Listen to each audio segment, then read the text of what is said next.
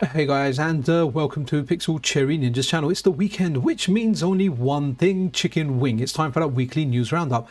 As always, we will begin with FPGA gaming news, the MiSTer, the Analogue Pocket, and any other FPGA gaming news that's out there. It's been quite a week, guys. There's a lot to report. So before we go further in, guys, just want to point out timestamps are available, so use those to navigate your way around the video. And also, a lot of the stuff that's covered here during the week is covered in writing over on metalgamesolid.com, so definitely check that out. If you wish to support the channel further rather than just liking and subscribing, I do have a Patreon set up. Don't forget to check out the sponsor of the weekly news video, MiSTer Add-ons, an awesome family run business that'll take care of all your MiSTer FPGA needs. And finally, gonna give a shout out to my boys over at Free Play City, London's best arcade. Let's begin with this.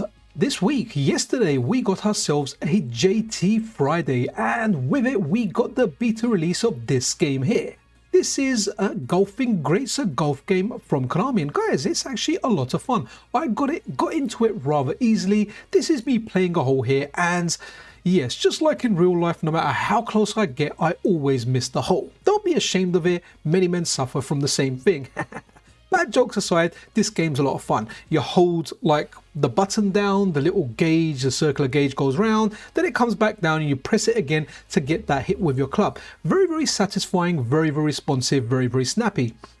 Now, do understand, guys, this game is in beta. I had a look at an alpha version of this earlier where all the background graphics were muddled up. It almost felt like you were in some kind of bad trip. That isn't the case over here now. The background graphics look fantastic. You may find the odd graphical glitch here, but it's nothing that's going to ruin or break your gameplay. You're still going to be able to enjoy the game, but this is a beta. Now, I did do a JT News special video yesterday, last night, quite late, but there was some wrong information in there. So I've actually withdrawn that video from YouTube. It can't be viewed anymore, and the wrong information that I gave in there is I said this was only available for the MiSTer and the City 128 and not the Analogue Pocket, when in fact that was definitely a mistake on my part. It's actually available for the Analogue Pocket as well. And what a better way to play a golf game than chill out, relax in bed, and touch some digital green. But what's really important, what the heck do I say sometimes? What's really important about Golfing Greats is it's a step closer toward CPS3. We're going to have a look at the next step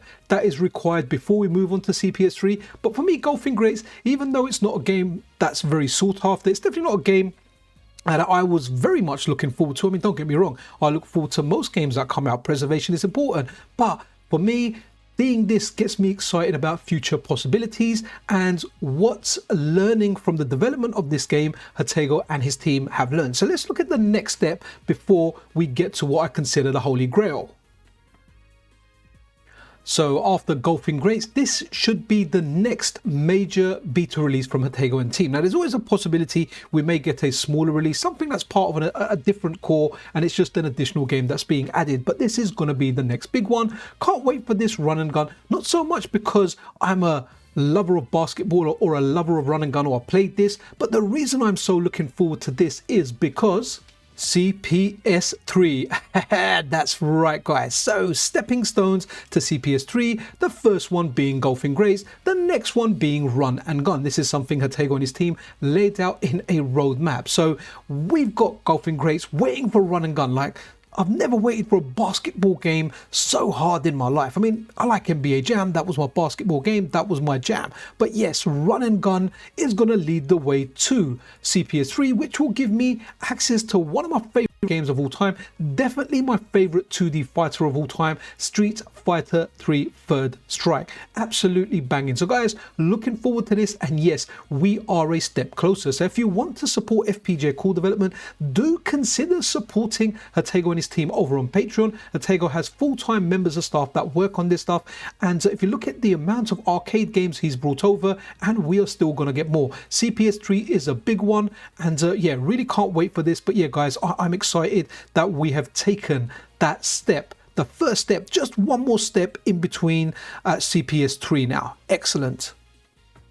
Maximum respect for this one. So Harringay and his team have published the schematics for Surprise Attack over on JTBin. What this means is if anyone wants to look at the schematics and they want to improve, say, software emulation, they are available there. And this is what's really good about Ortega and his team. All the work that they do is documented and then it is made available for anyone else to use absolutely free of charge. So on the whole, it benefits retro gaming immensely. But what's really cool here, Surprise Attack had this shade effect that affected white colors on some of the glass walls that has been fixed. But as a side effect of that, remember this game, guys? X-Men. The X-Men game also benefited from some of the techniques and the fixes learned in Surprise Attack. So some of the issues in that have also been fixed.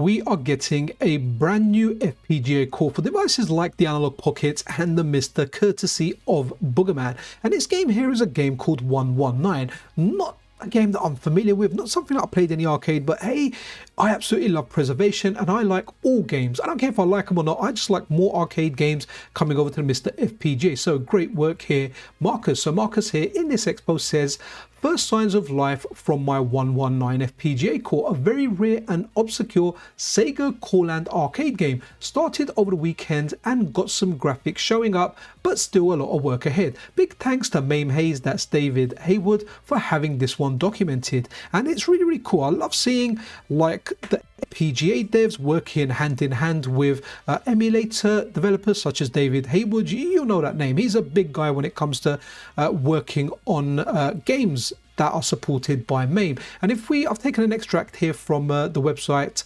System 16, which I very much like, and that says that 119 is on the Sega System 2, which also has other games on there: Brain, Choplifter, Deko-chan House, Heavy Metal, Senryu Game, Boop-Peep, Shooting Master, Toki no Shenshi, Chrono Soldier, UFO Senshi, Yuki-chan, Warball, Wonder Boy, and Wonder Boy in Monsterland. So something to look forward to. Again, love seeing these rare games coming over to FPGA.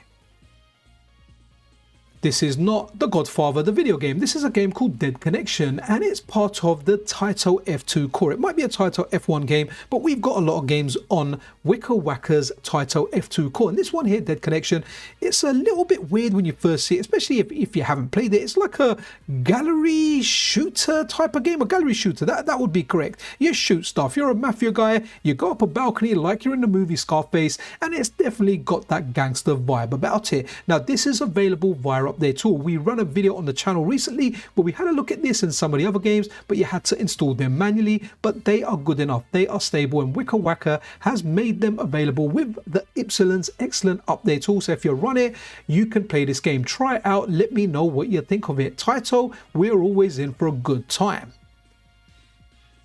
And if you thought that was all from the Taito Ranger games we're getting this week, no. You don't love me no more. What the heck am I talking about? Some kind of old song gang in my head. Anyway, back on point, Pixel. Metal Black. Guys, this is such a shooter. Seriously, the special fire in this game is phenomenal. I mean, it is a great game. It's a horizontal shmup. Now, again, this was available as a manual install, but just like Dead Connection, this has been added to update all for everyone to enjoy. So if you're running the update this weekend, enjoy these Taito games. This one especially is a lot of fun. It just feels great. I mean, look at that. I'm blowing up a darn building, man. So this one here is more of a reminder because it's nice to see the Sega Saturn core on the MiSTer FPGA get like a little bit more publicity, something that it really deserves because SRG 320 has done an excellent job on there. So this is a count over on X Pirate Nation, and they always, I'd say they post some interesting stuff, you know. It's all, well, a lot of the time it's interesting anyway. So over here, they're saying Saturn now has 100% perfect hardware emulation. What has historically been one of the absolute hardest platforms to emulate now has completely 100% hardware accurate emulation thanks to the MiSTer FPGA. And it's nice to see a big account over on X actually tweet this. And a big shout out to PlayStation Cat who pinged me on this. Always appreciate your pings. Please guys, keep them coming. I try and cover as much as I can, but your help is always super duper appreciated. And the article they're referring to is this article here from Danthrax over on SegaSaturnShero.com. You know, probably the best Saturn website out there. And without getting in the whole article, guys, it's just look at the first couple of lines, the first tiny paragraph here. The Saturn MiSTer core has passed all current known tests according to one of the people who works on it, representing how closely it replicates the functionality of an original console. So guys, Sega Saturn on the MiSTer FPGA is freaking blinding. I love it. It's one of my favorite cores. It's a system that I pretty much discovered or got into properly on the MiSTer FPGA. So it's absolutely fantastic. Big thank you to Danthrax for writing this article and educating the masses, and also to PlayStation Cat and Pirate Nation for highlighting how awesome the MiSTer FPGA is in general, especially with the Sega Saturn core.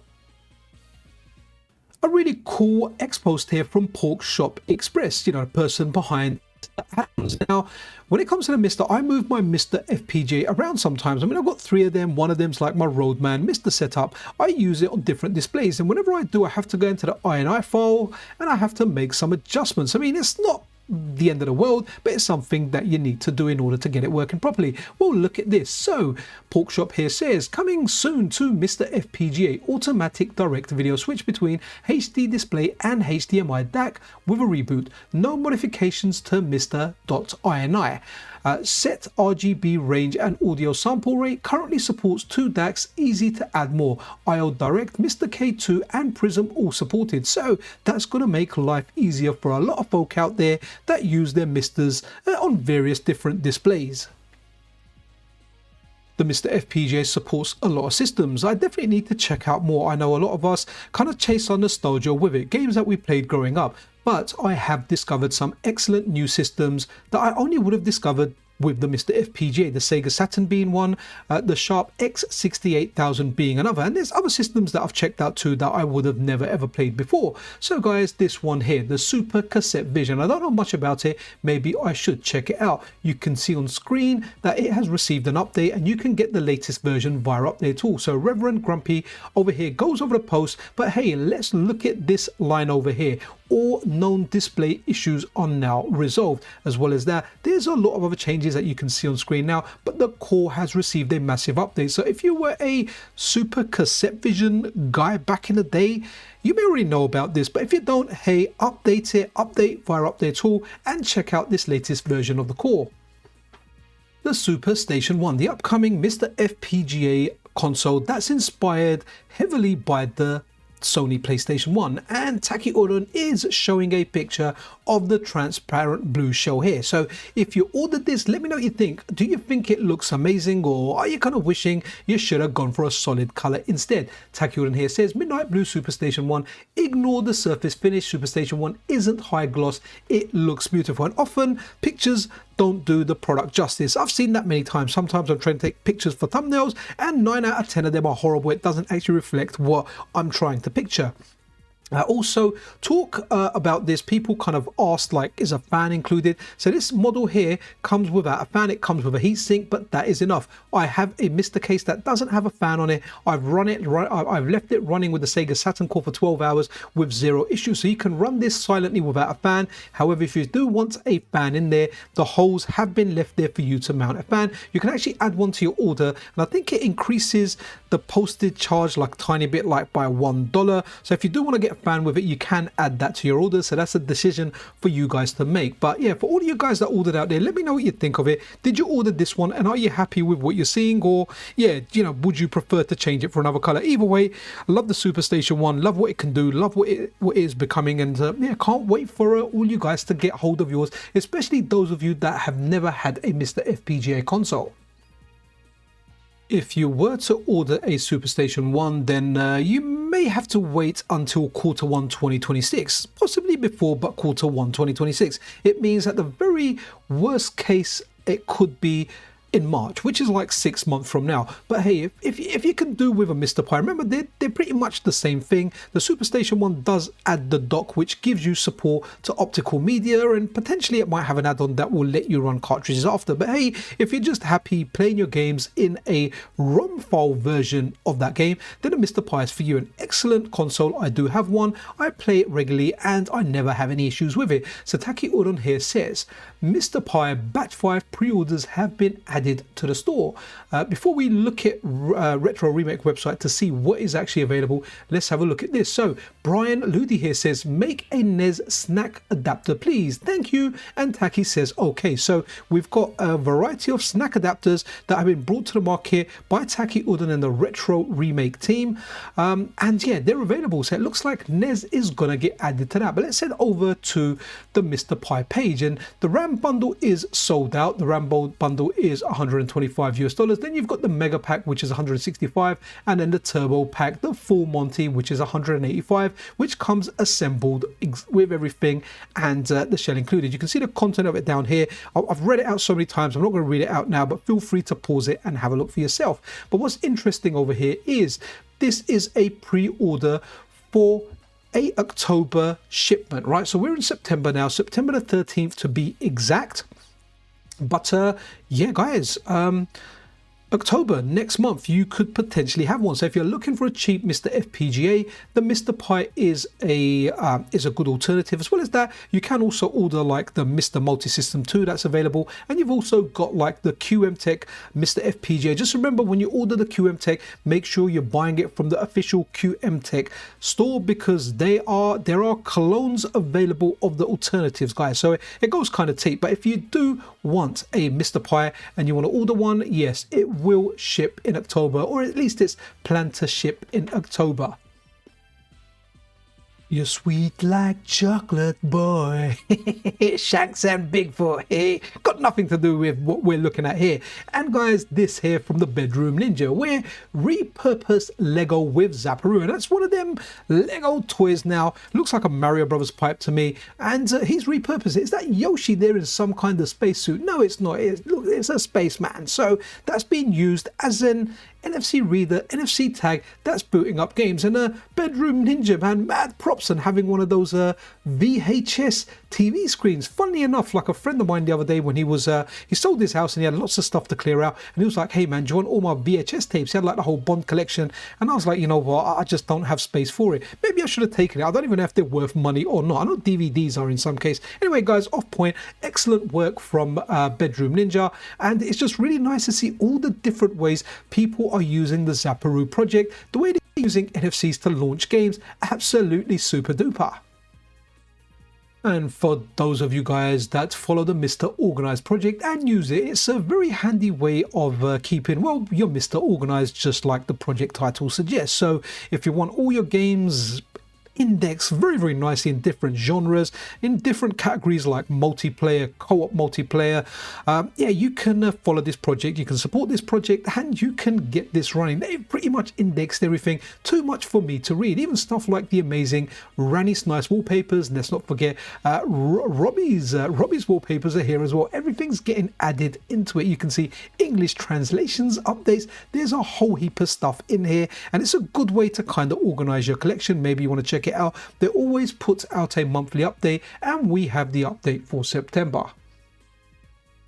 So going forward, guys, when I talk about unstable cores, I feel like I want to do them in one section. I usually handpick the core that I'm excited about that gets an unstable update, but I think it's more fairer to everyone, because I might be excited about the Saturn core, but you guys might be more excited about the Commodore 64 core. So in the last week, the unstable builds that have been compiled and made available over on the MiSTer FPGA Discord server are the Commodore 64, the Super Nintendo, the Sega Saturn, that's the STV side, and that's the normal Saturn side, single RAM and the dual SD RAM side. Then we've got an update to the actual MiSTer operating system, the update of the unstable OS, has been updated, and finally the NES one.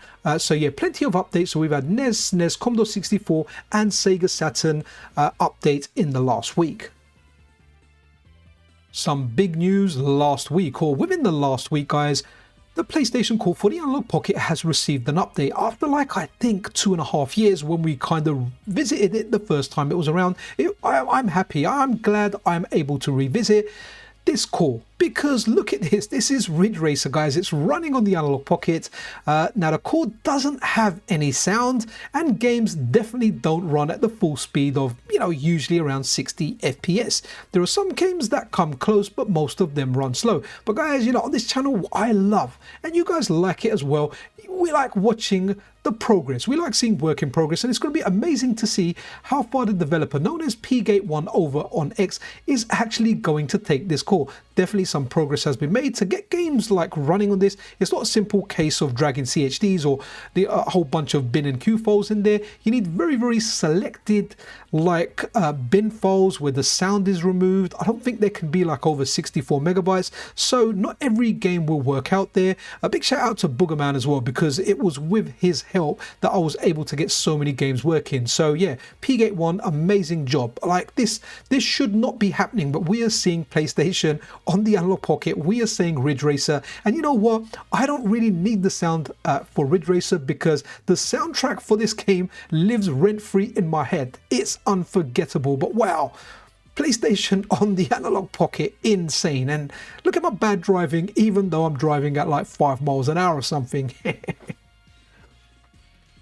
Great news on the Analogue Pocket side. So Outrun, which was withdrawn a few weeks ago by Harringay and his team, and the reason it was withdrawn was because there are different revisions of the Analogue Pocket over the years. When the limited editions came out, some of them used slightly different components, and what happened then was Outrun would work on one Analogue Pocket, but a newer revision it wouldn't work on. So what Harringay and his team did is they managed to source a whole variety of Analogue Pocket consoles, and what they did was they reworked Outrun, or they made some adjustments and fixes to it, so now it should work on every single Analogue Pocket out there. I know many people absolutely love this game, and you know what guys, it's great that it's back. So if you missed it, hopefully run your updater and you should be able to grab it, and you can be enjoying Outrun again on your Analogue Pocket. So guys, it's time for that magical sound shower. We've definitely spoken about this before on the channel, usually in like the Analogue Pocket guide videos, and it's something that I strongly recommend. So Diashlock, who does this thing called Pocket Extras, you can activate them via the updaters such as Pupdate or Pocket Sync. Choose them and it will grab all of this stuff for you. But what this does essentially is we have lots of arcade cores on the Analogue Pocket, but there are some ROM hacks, there are some bootlegs, there are some translations, and there are some like improvements, like colorblind improvements. For example, I'm colorblind. I can never play Puzzle Fighter, the arcade game, but guess what? There's a colorblind ROM hack available. So what Diashlock has done is he's made all of these available. And if you really want to check out a novelty, when you run it, check out a game called Pixel Bubble. This is what a buddy of mine, Lord Dot, did. They hacked Bubble because we both love that game, and they've added some PCN themed levels, and it was mind-blowing to see that. But as well as that, there's lots and lots of other stuff. I won't go through all of it, but for example, now you've got stuff like Final Fight 30th Anniversary Edition, which has been moved to CPS2. As well as that, you can pick 3 players in that. You got arcade offset that I spoke about, including colorblind versions of Puzzle Fighter. Lots and lots of stuff on there, lots and lots of extra stuff. For example, like Street Fighter 2 Champion Edition, you know, you had all those crazy ROM hacks like Rainbow Edition, where you press the start button and you could change your character mid-game, you could do fireballs mid-air. They are all here, guys. So you definitely want to check this out. To get this up and running, just run your favorite updater and pick Pocket Extras from the menu, and it should be able to just grab all of this for you. I am going to do a dedicated video on this where we want to have a look at some of the games on there, because this is a great feature of getting games out there, hacks out there, quality of life improvements, and just a way to take your arcade gaming further on the Analogue Pocket. I always say thank you for the tags. So Roman is the Switch. Maybe that's how you say it. Thank you for the tag, buddy. And guys, if you're using your Analogizer in interesting ways, then yeah, definitely ping me, ping the developer as well. We love seeing this stuff. So over here, I now got my Analogizer to work with my X-Arcade joystick via the PlayStation converter, Amiga, FPGA, and then the sound on the JBL charge. Glorious. And this is what they are showing over here. So nice ways of using the Analog Pocket. I remember the X Arcade. It's one of the ones with the American type stick. I can play on those, but I always preferred the Japanese ball top. But these were big back when I used to be on ShoraYuken.com, and we were playing stuff on like the original Xbox. There was a lot of, I know in the USA it's a very, very popular stick, but amazing to see this. Love seeing like different uses and how people are using the Analogizer. The Analogizer is a very, very versatile tool that gives you, lets you output your Analog Pocket to a CRT, to an analog display, as well as that using a whole heap of controllers, including original controllers from like the PlayStation, the PC Engine, the Super Nintendo, the NES, etc, etc. Anyway guys, absolutely amazing. The Analogizer. Who likes bub? We like game bub. Guys, I love the game bub, and that's why I have backed this project, and I'm trying to get as many people to back this as well. Not that I'm making any money out of it or anything. I just want to see this project, this crowd-funded project, reach its goal and actually materialize into a fully fledged product. So Eli, the main developer behind this, actually the maker and the developer, so we're talking hardware and software, this guy is a damn genius. So he's put out an update mainly talking about displays. I won't go through it, but I will leave a link to this, so do check this out and go over this. A very, very interesting and in-depth article to read. So but let's have a look at exactly what the Game Bub is. So if you're unsure what the Game Bub is, the Game Bub is an FPGA gaming console, but what's great about this, it's a horizontal design. So stuff like the Analog Pocket is a vertical design, and we want something that's closer to the Game Boy Advance, the original Game Boy Advance kind of shape. It was very comfortable to play. So Eli took that feedback and he went and revisited the design and turned it from vertical to horizontal, something that's been welcomed by the community. Now it comes included with Game Boy Color and Game Boy Advance cores, so they play right out of the bat.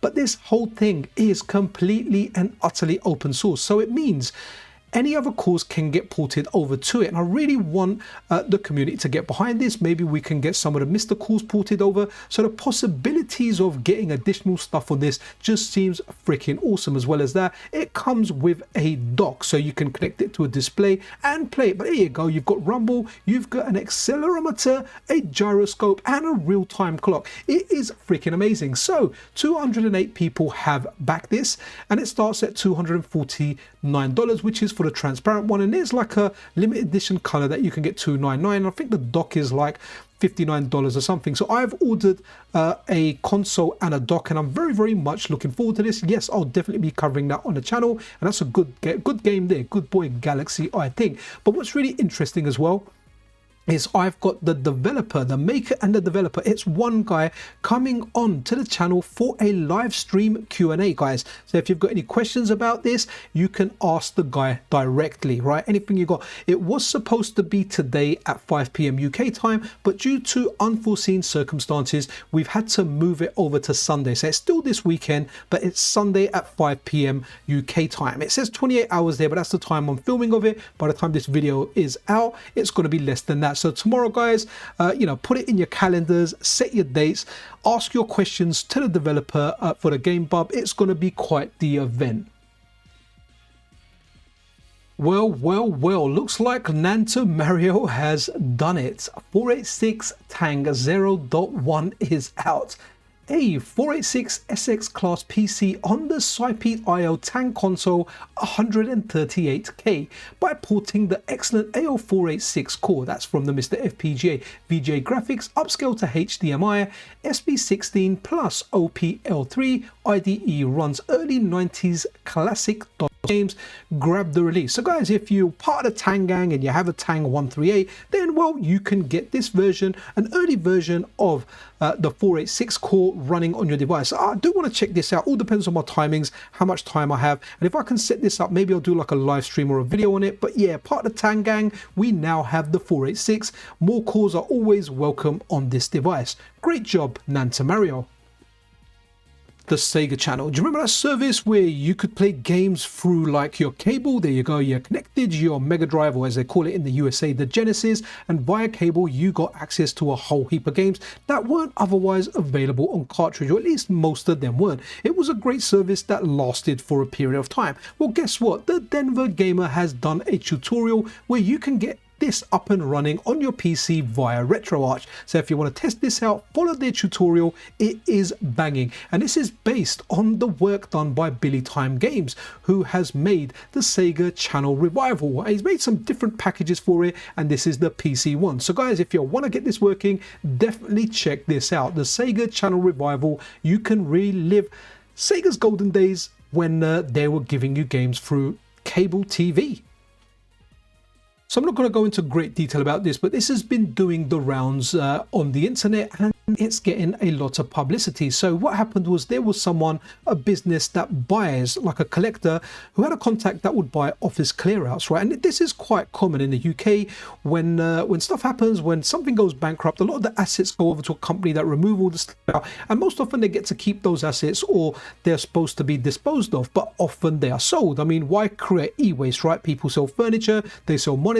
I've bought some stuff from organizations like that myself in the past, especially when I had a video game store. So it seems like there was an office clear out company, and they found this collector and they sold him a heap of prototypes from Sega's UK office when they relocated and moved. And included in those were actual prototypes of some Nintendo devices like the 3DS, the Wii U, maybe some new games would have been found on there. So they were in the process of selling these to the Video Game Preservation Museum. And yeah, there's some real flaky stuff in there. I'm going to do like a really skimmed version of this. It appears, or it's alleged from the person that bought these, that they had a buyer that was interested, but they later believed that person to be an investigator for Sega. Then it looked like Sega reported all this stuff stolen, even though it was trashed to them and it was supposed to be destroyed. The police then issued a warrant. They arrested the individual that bought all this stuff, and they arrested him for money laundering of all the different charges. Definitely sounds very flaky here, but I'm not a legal expert here, so I'm just simply sharing my opinion based on the stuff that I've read online. But it is very dodge. It just seems, well, if I was to say take an educated guess, I'd say that Sega just panicked that they were supposed to dispose of this stuff. Maybe Nintendo were going to take them to court, and they took some crazy actions. But what was really interesting is there was a follow-up story, and in that one, it like, here you got a Video Game Preservation Museum. Here kind of talk about the PACE 1984 Police and Criminal Evidence Act. Only a constable under certain statuses, other specified public officials such as customs officers or trading standard officers may apply for and execute a search warrant. But in this case here, if we have a look at this, so persons authorized by me to execute this warrant. So this, I believe, is from the judge. So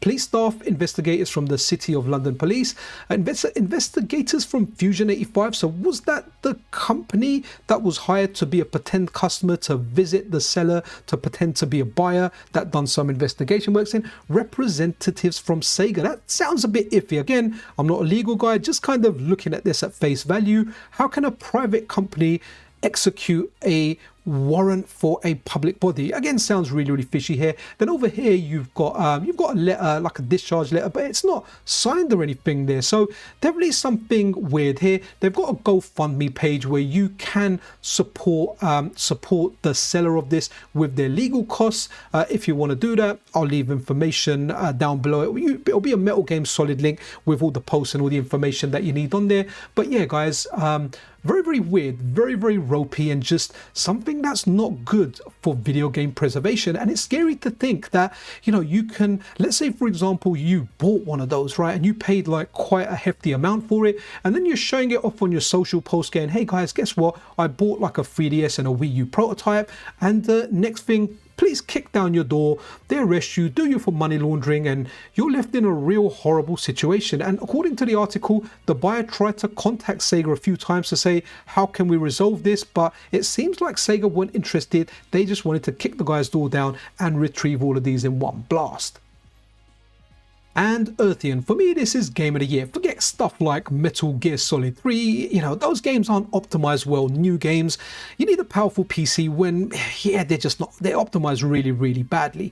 but something like Earthion, this is optimized really, really well. I did appreciate the last update, which made the bullets appear, or you can see the bullets, they're a lot bigger, which makes them really, really nice to see on a smaller screen, especially when I'm playing it on something like the Analogue Pocket or the Steam Deck. Now, if you bought this on Steam and you previously decrypted the ROM to run on devices like the Mega Drive via an EverDrive, the MiSTer FPGA or the Analogue Pocket, you can decrypt the latest version of the ROM, but you do need a new toolkit. It's available, it's out there. I'm not going to help you find it, but if you found the previous ones, you'll be able to find the new one. So if you did buy this on Steam, yes, you can decrypt your ROM. I've done a video on the channel where I had a look at the latest version actually running on the Analogue Pocket, and it runs absolutely superb. There's also a ROM patch available. I'll see if I can find the link for it later, but you should be able to find it hopefully on romhackplaza.com, is it, or romhackplaza, whatever the full URL is, and that gives SRAM saving. It just means on like the Mega Drive now, when you're playing the Mega Drive version